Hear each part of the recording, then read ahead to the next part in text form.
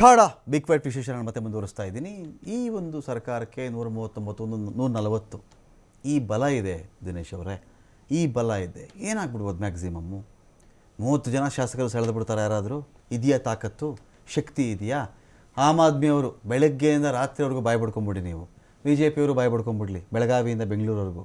ಏನಾಗ್ಬಿಡ್ಬೋದು ಸರ್ಕಾರಕ್ಕೆ? ಸರ್ಕಾರ ಸೇಫ್ ಅನ್ನೋ ಫೀಲ್ ಇದೆಯಲ್ಲ, ಆ ಫೀಲಲ್ಲಿ ಅವ್ರು ಇದ್ದಾರೆ ಅಂತನಾ? 100%. ಇವತ್ತು ಬಾಯ್ ಬಡ್ಕೊಳ್ಳಿ, ಹೋಗಿ ಫ್ರೀಡಮ್ ಪಾರ್ಕ್ಗೆ ನೀವು ಬಾಯ್ ಬಡ್ಕೊಳ್ಳಿ, ಅವರು ಬಾಯ್ ಬಡ್ಕೊಳ್ಳಿ. ಏನಾಗ್ಬಿಡುತ್ತೆ? ಸರ್ಕಾರ 30 ಶಾಸಕರು ಸೆಳಿಬೇಕಲ್ರಿ, ಸರ್ಕಾರ ಕೆಡಬೇಕು ಅಂತ ಹೇಳಿದ್ರೆ ಈಸಿನಾ? ಕೆಡುವುದಕ್ಕಿಂತ ಸರ್ ಇಲ್ಲಿ ಭಯ ಇಲ್ಲ ಇಬ್ರಿಗೂ. ಇವತ್ತು ಕರ್ನಾಟಕ ಹೆಂಗಾಗಿದೆ ಅಂದ್ರೆ, ಏನೋ 111ರಲ್ಲಿ ಇದ್ರು, 12ರಲ್ಲಿ ಇದ್ರು, 13ರಲ್ಲಿ ಇದ್ರು, 14ರಲ್ಲಿ ಇದ್ರು ಅಂದ್ರೆ ಕತೆ ಬೇರೆ. ಅದು ಇನ್ನೆಲ್ಲ ಸಪೋರ್ಟ್ ತೊಗೊಂಡಿದ್ರೆ ಬೇರೆ ಕತೆ. ಇದು ಫುಲ್ ಮೆಜಾರಿಟಿ ಇರ್ತಕ್ಕಂಥ government.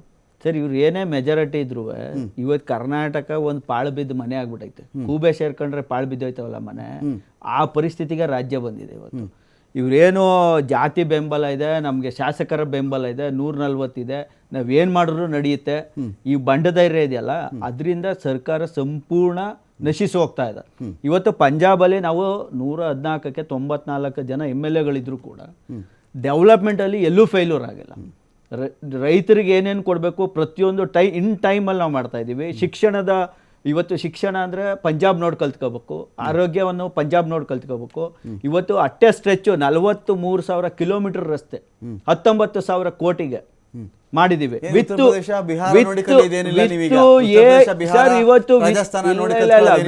AI technology, laser detection ಮಾಡಿ, ಮತ್ತೆ CM ಫ್ಲೈಯಿಂಗ್ ಸ್ಕ್ವಾಡ್ ಮಾಡಿದ್ದಾರೆ. ರಸ್ತೆಗಳನ್ನ ಹೋಗಿ ಇಮಿಡಿಯೇಟ್ ಆ ಕ್ವಾಲಿಟಿಯಿಂದ ಹಿಡಿದು ಯಾವ ರೀತಿ ಬಿಟಮಿನ್ ಹಾಕಿದ್ದಾರೆ, ಪ್ರತಿಯೊಂದು ಎಷ್ಟು ಇಂಚ್ ಹಾಕಿದ್ದಾರೆ ಎಲ್ಲ ಚೆಕ್ ಮಾಡ್ತಾರೆ. ಅವ್ರು ಏನಾದ್ರು ಫ್ರಾಡ್ ಮಾಡಿತ್ತು, ಲಂಚ ತಗೊಂಡಿದ್ದು, ಕ್ವಾಲಿಟಿ ವರ್ಕ್ ಇದ್ರೆ ಇಮಿಡಿಯೇಟ್ ಸಸ್ಪೆಂಡ್ ಮಾಡ್ತಾರೆ ಇಂಜಿನಿಯರ್ಸ್ಗಳನ್ನ, ಮತ್ತೆ ಆ ಟೆಂಡರೇ ಕ್ಯಾನ್ಸಲ್ ಮಾಡ್ತಾರೆ. ಅಷ್ಟು ಕ್ವಾಲಿಟಿ. ಮತ್ತೆ B ಗ್ರೇಡ್ ಆಫ್ ಚಾನಲ್ಸು, ಏನು irrigation Bhakra Nangal dam complete finish ಮಾಡಿದ್ದಾರೆ 3 ವರ್ಷದಲ್ಲಿ. ಇವ್ರಿಗೆ ಇವತ್ತು ಎತ್ತಿನ ಹೊಳೆ ನೀರು ಕೊಡೋ ಯೋಗ್ಯತೆ ಇಲ್ಲ. ಅದು 2,000 ಕೋಟಿಗೆ ಹೋಗಿದೆ, ಇವತ್ತು 20,000 ಕೋಟಿಗೆ ಹೋಗಿದೆ. ಅಷ್ಟು ಭ್ರಷ್ಟಾಚಾರ ಮಾಡಿಕೊಂಡು ಅದರಲ್ಲಿ ಹಣದ ಒಳೆ ಮಾಡ್ಕೊಂಡು ತಿಂತಾನೆ ಇದ್ದಾರೆ. ಯೋಜನಾ ವೆಚ್ಚನ ಇನ್ಕ್ರೀಸ್ ಮಾಡ್ಕೊಂಡು ಹೋಗಿ ತಿಂತಾ ಇದ್ದಾರೆ ಹೊರತು ಮತ್ತೆ ಜನರಿಗೆ ಯಾವ ರೀತಿ ಸುಧಾರಣೆ ತಂದಿದ್ದಾರೆ. ಇವತ್ತು ಆಯ್ತು, ಶಿಕ್ಷಣದಲ್ಲಿ ಏನಾದರೂ ಫೀಸ್ಗಳು ಕಡಿಮೆ ಆಗಿದೆವಾ? ಆಸ್ಪತ್ರೆ ಫೀಸ್ ಕಡಿಮೆ ಆಗಿದೆಯಾ? ಇವತ್ತು ಫಸ್ಟ್ ಟೈಮ್ ಇವತ್ತು ಪಂಜಾಬಲ್ಲಿ ಫ್ರೀ ಲಿವರ್ ಟ್ರಾನ್ಸ್ಪ್ಲಾಂಟ್ ಮಾಡಿದ್ದಾರೆ. ಫ್ರೀ ಲಿವರ್ ಟ್ರಾನ್ಸ್ಪ್ಲಾಂಟ್ ಇದು ಪಂಜಾಬಲ್ಲಿ ಸರ್ಕಾರಿ ಆಸ್ಪತ್ರೆಗಳಲ್ಲಿ. ಇವ್ರಿಗೆ ನೆಟ್ಗೆ ಗೌರ್ಮೆಂಟ್ ಆಸ್ಪತ್ರೆಗಳಲ್ಲಿ ಫೀಸು ಜಾಸ್ತಿ ಮಾಡಿದ್ದಾರೆ. ಇವತ್ತು ನಾನು ಹೇಳೋದು, ಯಾವುದೇ 1% ಜನರ ಜೀವನವನ್ನ ಈಸ್ ಮಾಡಿದಾರ? ಇವತ್ತು ನೀವು ಸಾರಿಗೆಯಲ್ಲಿ ಬಸ್ ಹತ್ತಿದ್ರೆ ಅದು ಡಬಲ್ 3 ರೇಟ್ ಆಗಿದೆ. ನಾನು ಹೇಳೋದು ಗಂಡಸರುಗಳಿಗೆ. ಅಲ್ಲಿಗೆ ಮತ್ತೆ ಇವರು ಹೆಣ್ಮಕ್ಳಿಗೆ ಮಾತ್ರ ಶಿಕ್ಷಣ ಕೊಡ್ತಾರ ಇವರು? ಗಂಡು ಮಕ್ಳು ಮೊನ್ನೆ ವಿಧಾನಸೌಧದಲ್ಲಿ ಮಕ್ಕಳ ದಿನಾಚರಣೆ ಮಾಡಿದ್ರು. ಅಲ್ಲಿ ಒಂದು ಹುಡುಗ ಕೇಳಿದ ಕ್ವಶನ್ ಇಷ್ಟೇ, ಹೆಣ್ಮಕ್ಳಿಗೆ ಮಾತ್ರ ನೀವು ಬಸ್ಸಲ್ಲಿ ಫ್ರೀ ಕೊಟ್ರಲ್ಲ, ನಾವು ಹುಡುಗರು ನಾವು ಓದಲ್ವಾ ಅಂತ ಕೇಳಿದ್ರು. ಅಂದ್ರೆ ಮಕ್ಕಳಲ್ಲೂ ಕೂಡ ತಾರತಮ್ಯನ ಕ್ರಿಯೇಟ್ ಮಾಡಿದಂತ ಸರ್ಕಾರ ಅಂದ್ರೆ ಕಾಂಗ್ರೆಸ್ ಸರ್ಕಾರ. ಅಂದ್ರೆ ಮಕ್ಕಳಿಗೆ ಅರಿವಾಯ್ತಾ ಇದೆ, ಚಿಕ್ಕ ಮಕ್ಕಳು ಸ್ಕೂಲ್ಗೆ ಹೋಗೋ ಮಕ್ಳಿಗೆ ಅರಿವಾಯ್ತಾ ಇದೆ. ಇದೊಂದು ಸರ್ಕಾರ ಒಂದು ಏಚಿಗೆ. ಇವತ್ತು ನೋಡಿ ಕಾಂಗ್ರೆಸ್ ಅವರು ಈಗ ಬಿಜೆಪಿ ಸರ್ಕಾರ ತಂದು ಬಿಟ್ರೆ ಸರೋಗ್ಬಿಡುತ್ತೆ ಸ್ಟೇಟ್ ನಮ್ದು ಈಗ ಫುಲ್. ಸರ್ ಇಲ್ಲ, ಇವರು ಇವತ್ತು ನಾವು ನಾನು ಹೇಳ್ತಾ ಇದ್ದೀನಲ್ಲ, ಕಂಪ್ಲೀಟ್ಲಿ ಅಶೋಕ್ ವಿಜೇಂದ್ರನ CM ಮಾಡಿಬಿಟ್ರೆ ರಾಜ್ಯ ಸರೋಗ್ಬಿಡುತ್ತೆ ಇಮಿಡಿಯೇಟ್ ಆಗಿ. ಇವತ್ತು ನಾನು ಹೇಳ್ತೀನಲ್ಲ, ಇವು ಏನಾಗಿದೆ ಅಂದ್ರೆ ಕರ್ನಾಟಕ ಒಂದು JCB ಕರ್ನಾಟಕ. ಜನತಾದಳ ಆಗ್ಬೋದು, ಕಾಂಗ್ರೆಸ್ ಆಗ್ಬೋದು, BJP ಆಗ್ಬೋದು, ಈ 3 ಪಕ್ಷಗಳ ಆಡಳಿತ ನಾವು ಆಲ್ರೆಡಿ ನೋಡಿದೀವಿ. ಬೆಲೆ ಏರಿಕೆ, ಭ್ರಷ್ಟಾಚಾರ, ಮತ್ತೆ ಸ್ವಜನ ಪಕ್ಷಪಾತ. ಇವ್ರು ಯಾರ್ಯಾರು ಇವ್ರ ಫ್ಯಾಮಿಲಿಯವರೇ ಬರ್ಬೇಕು, ಇವ್ರ ಫ್ಯಾಮಿಲಿಯವರೇ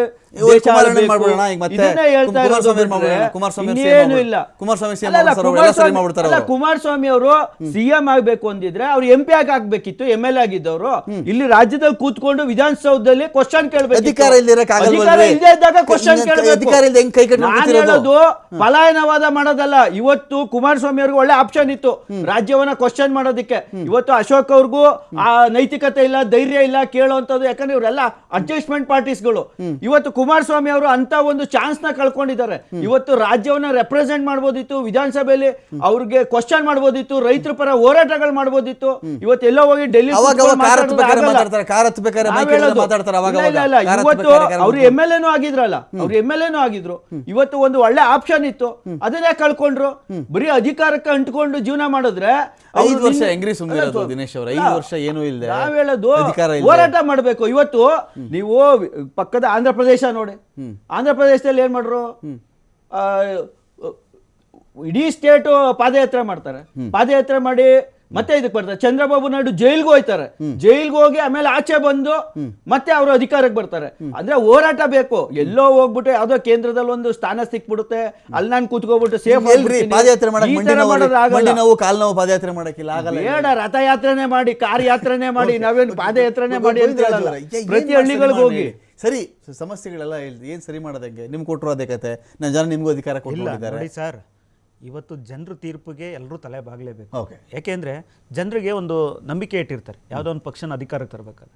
ಆ ಸಂದರ್ಭದಲ್ಲಿ ಕೆಲಸಗಳು ಮಾಡಿಲ್ಲ ಅಂದ್ರೆ ಅವ್ರು ಬದಲಾವಣೆ ಮಾಡೋಕ್ಕೂ ಅವರೇ ಡಿಸಿಷನ್ ಮಾಡ್ತಾರೆ. ಇವತ್ತು ಏನು ಒಂದು 40% ಅಂತ ಒಂದು ಫೇಕ್ನ ಇದು ಮಾಡ್ಕೊಂಡು ಸುದ್ದಿ ಅಳಿಸಿ ಎಲ್ಲ ಒಂದ್ ಕಡೆ ಜನರಿಗೆ ಗೊಂದಲ ಮೂಡಿಸಿದ್ದು ಇದೇ ಕಾಂಗ್ರೆಸ್. ನಾನು ಹೇಳೋದು ನಾವೇನೋ ಬಂದ್ರೆ ಅಲ್ಲ ಒಂದ್ ನಿಮಿಷ ನಿಮಗೆ ಕೇಳ್ಬಿಡ್ತೀನಿ. ನಾನೇನು ಹೇಳ್ತೀನಿ ಗೊತ್ತಾ ಗೋವಿಂದರಾಜ್ ಅವರೇ, ಈಗ BJP ಅವಧಿಯಲ್ಲಿ ಈಗ ನೀವು ಯಾವ್ದು ಮಾತಾಡ್ತಾ ಇದ್ದೀರಿ, ಮೇಕೆದಾಟು ಮಾತಾಡ್ತೀರಿ, ಕಾವೇರಿ ಮಾತಾಡ್ತೀರಿ, ಇದು ಎತ್ತಿನ ಹೊಳೆ ಮಾತಾಡ್ತೀರಿ, ಅಲ್ಲಿ ಯಾವುದೋ ಬೇರೆದು ಒಂದು ಕಡೆ ಉತ್ತರ ಕರ್ನಾಟಕದಲ್ಲಿ ಅದೊಂದು ಯೋಜನೆ ಬಗ್ಗೆ ನೀವು ಮಾತಾಡ್ತೀರಿ, ಕಳಸಾ ಬಂಡೂರಿ ಮಾತಾಡ್ತೀರಿ.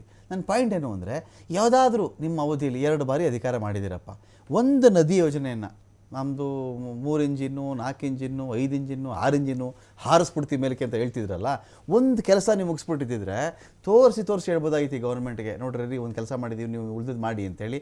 ಏನೂ ಮಾಡಲಿಲ್ಲ ನೀವು, ಎಲ್ಲ ಎಂಜಿನ್ಗಳು ಫೇಲ್ಯೂರ್ ನಿಮ್ಮದು. ಒಂದು ಏರ್ ಇಂಡಿಯಾ ವಿಮಾನ ಬಿದ್ದೋಯ್ತಲ್ಲ ಹಂಗೆ. ಇಲ್ಲ ನೋಡಿ, ನಮ್ಮ ಅವಧಿಯಲ್ಲಿ ಸಾಕಷ್ಟು ಅಭಿವೃದ್ಧಿ ಕೆಲಸಗಳು ಆಯಿತು ಸರ್. ಜನರಿಗೆ ನೀವು ವೈಯಕ್ತಿಕ ಹೇಳ್ಕೊಳ್ಳೋಂಥ ನದಿ ಯೋಜನೆ ಅಲ್ಲ. ಈಗ ನೋಡಿ ಸರ್, ಕೇಂದ್ರ ಸರ್ಕಾರದ ಆಲ್ರೆಡಿ ನಮ್ಮ ಕೃಷ್ಣಾ ಇದರಿಂದ ಒಂದು ಇರಿಗೇಷನ್ ಪ್ರಾಜೆಕ್ಟ್ ಸ್ಟಾರ್ಟ್ ಆಗಿದೆ ಸರ್ ಆಲ್ರೆಡಿ. ಅದು ಉತ್ತರ ಭಾಗದಿಂದ ಸುಮಾರು 5-6 ರಾಜ್ಯಗಳು ಸೇರಿ ಕನೆಕ್ಟಿವಿಟಿ ಆಗಿ ಮಾಡೋದಕ್ಕೆ ಆಲ್ರೆಡಿ ಲಾಂಚ್ ಆಗಿದೆ. ಸುಮಾರು ನನಗನ್ಸುತ್ತೆ 2000 ಕಿಲೋಮೀಟರ್ ಅದು ಕನೆಕ್ಟ್ ಆಗುತ್ತೆ ಅಂತ ಒಂದು ಗಂಗಾ ಕಾವೇರಿ ಸೇರಿಸ್ಬಿಡ್ತೀವಿ ಅಂತ ವಾಜಪೇಯಿ ಗಂಗಾ ಕಾವೇರಿ ಅದು ಆಗುತ್ತೆ ಸರ್. ನೋಡಿ, ಯಾವುದು ಸಡನ್ ಆಗಿ ಒಂದೇ ದಿನದಲ್ಲಿ ಮುಗಿಸುವಂತದ್ದಲ್ಲ. ಈಗ ಆಲ್ರೆಡಿ ಮೇಲ್ಭಾಗದಿಂದ ಕನೆಕ್ಟಿವ್ ಮಾಡ್ಕೊಂಡು ಅದು ಮಧ್ಯಪ್ರದೇಶ 2050 ಇಟ್ಕೊಳ್ಳೋಣ ಇದನ್ನ ಸರ್. 2047 ಇರ್ತಕ್ಕಂಥದ್ದು ವಿಕಸಿತ ಭಾರತ, ಅದರಲ್ಲಿ ನೋಡಬಹುದು ಈ ಸಾಕಷ್ಟು ಬದಲಾವಣೆ ಈಗ ಏನಾಗಿದೆ. ಅದೇ ರೀತಿ ಮುಂದುವರೆದ ಭಾಗವಾಗಿ 2047ಕ್ಕೆ ಖಂಡಿತವಾಗ್ಲೂ ನೀವೇನ್ ಹೇಳ್ತಾ ಇದ್ದೀರಾ, ಸಮೃದ್ಧ ಭಾರತ ಆಗೋದ್ರಲ್ಲಿ ಯಾವುದೇ ಸಂದೇಹ ಖಂಡಿತ ಆಗತ್ತೆ. ಯಾಕೆಂದ್ರೆ ಇವತ್ತು ಕಾಂಗ್ರೆಸ್ಸಿನ 60-65 ವರ್ಷಗಳ ಅವಾಂತರದಿಂದ ಇವತ್ತು ದೇಶ ಇನ್ನುಳಿತು. ಚೀನಾ 30 ವರ್ಷಕ್ಕೆ ಫಾಸ್ಟ್ ಡೆವಲಪ್ಮೆಂಟ್ ಆಯ್ತು ಸರ್, ಇಂಡಿಯಾ ಯಾಕಾಗ್ಲಿಲ್ಲ ಹಾಗಾದ್ರೆ? ಅದು ಕಾರಣಕರ್ತರು ಯಾರು? ಕಾಂಗ್ರೆಸ್ಸಿನ ದುರಾಡಳಿತದಿಂದ, ಭ್ರಷ್ಟಾಚಾರದಿಂದ ಆಗ್ಲಿಲ್ಲ.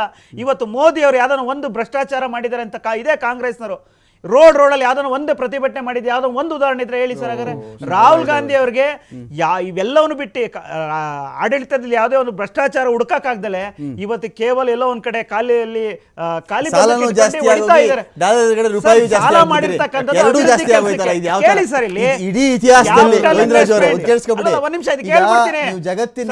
ಕಾಂಗ್ರೆಸ್ ಅವ್ರ ತರ ಹೇಳಕ್ ಹೋಗ್ಬೇಡಿ, ಹೇಳ್ತೀನಿ ಕೇಳಿ.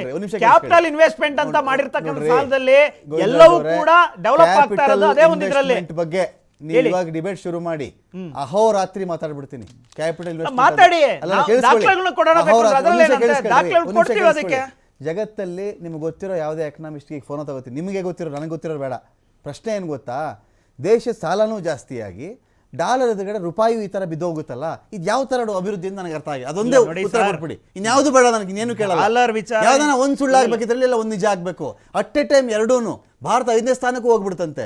ಈ ಕಡೆ 91 ರೂಪಾಯಿ ಡಾಲರ್ ಅದು ಬೆಲೆನೂ ಆಗೋಯ್ತಂತೆ, ಈ ಕಡೆ 200 ಲಕ್ಷ ಕೋಟಿ ಸಾಲನೂ ಆಗೋಯ್ತಂತೆ. ಅಂದ್ರೆ ಹಿಂದಿನ ಸರ್ಕಾರದಲ್ಲಿ ಯಾರು ಕಂಟ್ರೋಲ್ ಮಾಡ್ತಾ ಇದ್ರು? 5ನೇ ಆರ್ಥಿಕ ಮಾಡ್ತಾ ಇದ್ರು. ಇವತ್ತು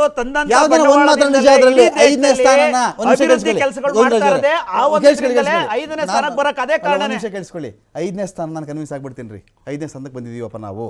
ಅವಾಗ ಏನಾಗುತ್ತೆ, ಜಗತ್ತಿನ ಆರ್ಥಿಕ ವ್ಯವಸ್ಥೆಯಲ್ಲಿ ರೂಪಾಯಿ ಬೆಲೆ ಬದಲಾವಣೆ ಕಾಣ್ತಾ ಇದೆಯಲ್ಲ, ರೂಪಾಯಿ ಬೆಲೆ ಜಗತ್ತಲ್ಲಿ ಆಗುತ್ತೆ. ಅದು ಒಂದು ಟೈಮ್ ಬರುತ್ತೆ.